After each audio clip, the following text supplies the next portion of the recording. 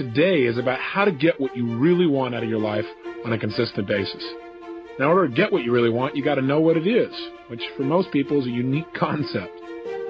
Don't be sorry. Just do better. Stop showing up for work late all the time. As Confucius said, when it's obvious that the goal cannot be reached, don't adjust the goals, adjust the action steps.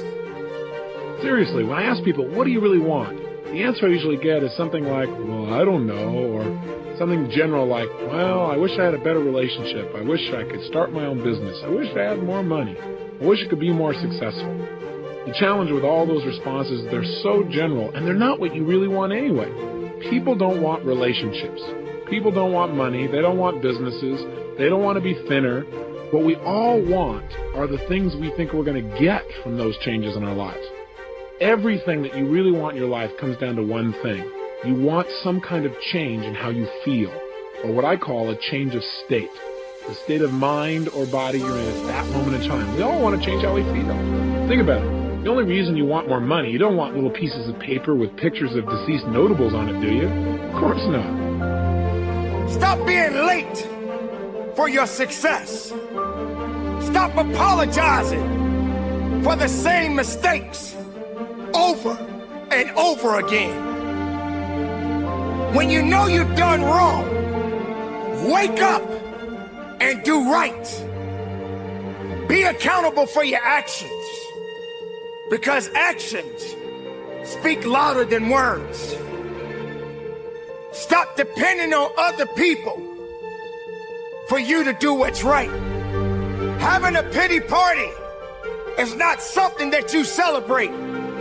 Don't be the sorriest person walking on earth. You want money because of what you think it'll give you. You think it'll give you more freedom, more fun, or the ability to give to other people. You believe it's going to lead to some kind of pleasure if you want it. Say, I want a business.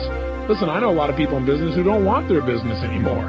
The bottom line is it's not the business you want, it's what you think a business will give you, the feeling changes you think it'll give you.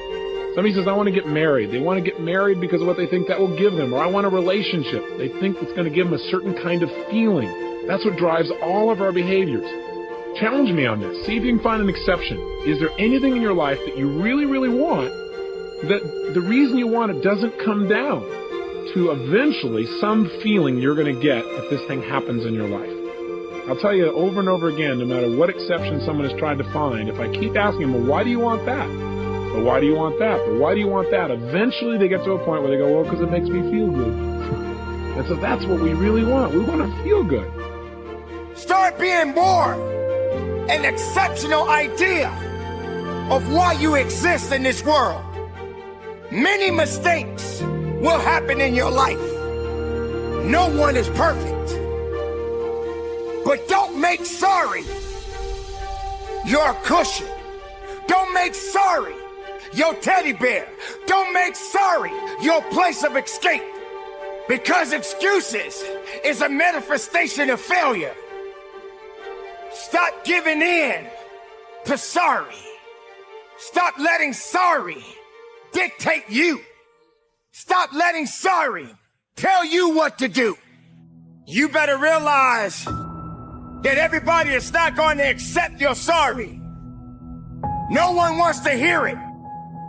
We want to have those special feelings inside.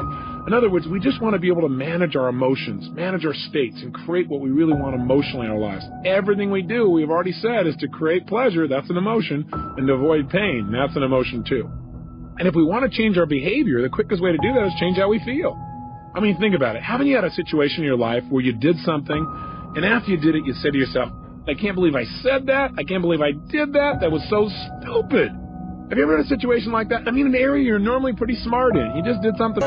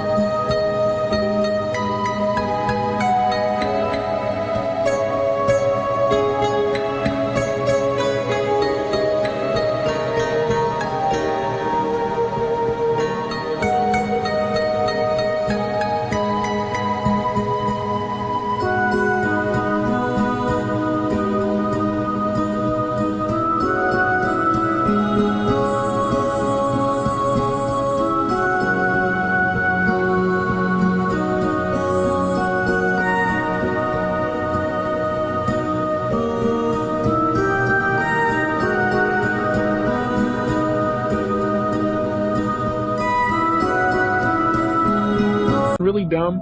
I know I have plenty of times. Haven't you also had the opposite experience, though? Where you were on a roll, where things were just flowing, where it was like you were unstoppable, and you don't even know how you were doing it. You were just like flowing, where after you did it, somebody said, you do that? And you went, yeah, that was me. And you didn't know how you pulled it off. You were rather proud of it, though. Haven't you had those kind of times where you're just on a roll? So I got a question for you. What's the difference in your behavior? Why is it in one situation you perform brilliantly, in another situation you perform, how should we say, brutally?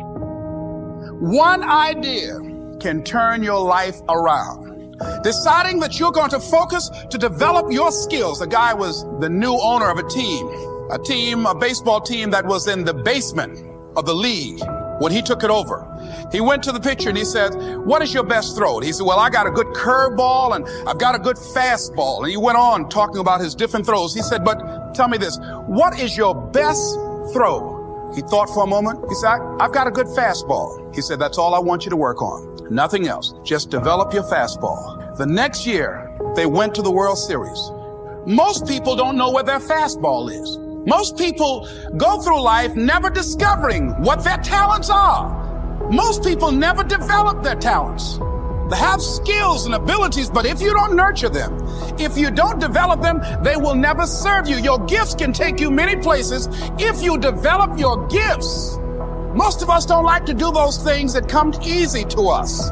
That may be the single best piece of advice you're ever going to get. Write that down. Burn it into your flesh. Tattoo it on your soul. Do whatever you need to do to remember that once you set a goal,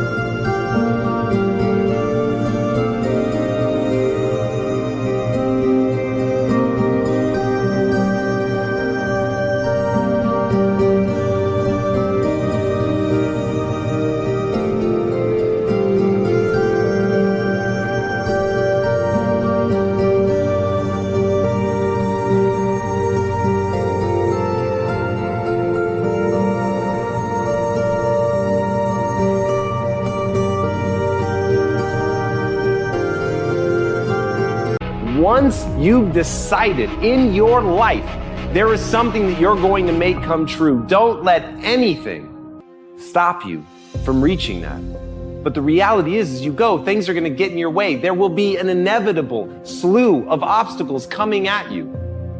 But when it gets so hard that you realize that the path that you're on is simply not going to take you where you want to go, rather than give up on what it was you said you were going to do, find a different path. And in that, when you really make that the cornerstone of your identity, that you refuse to bend or be broken by obstacles, by challenges, but instead you rise to those challenges. You go over, under, through them. You do whatever you have to. You devise any plan to find a way through. I've always loved to talk to people. I decided, taking this advice, to develop my skills as a speaker. And my gift has developed and it's taken me many places. You have something that you brought to the universe, and that if you decide that my life deserves my developing this, what I do well, and becoming the best at it and mastering myself and seeing what I have within me, if you decide to drop your buckets where you are and develop your gifts, I grant you, you'll never ever be without. I grant you that your gifts will take you places that will literally amaze you. I grant you that if you begin to work to develop your gifts, you'll develop a strong sense of happiness. You'll get a larger vision of yourself, because part of beginning to get a larger vision of yourself, all of us need some area of our lives where we can have a feeling of competence. That people know when they think about this area, that's something you do. Then your life will change once that becomes your reaction to not change that thing that meant so much to you, that you dedicated your life to making it come true, that you don't change that, but rather you find another way. You tap into your creativity. You find somebody that can help you. You do whatever it takes to get on the other side of that. You do whatever it takes to build that life that you want to see.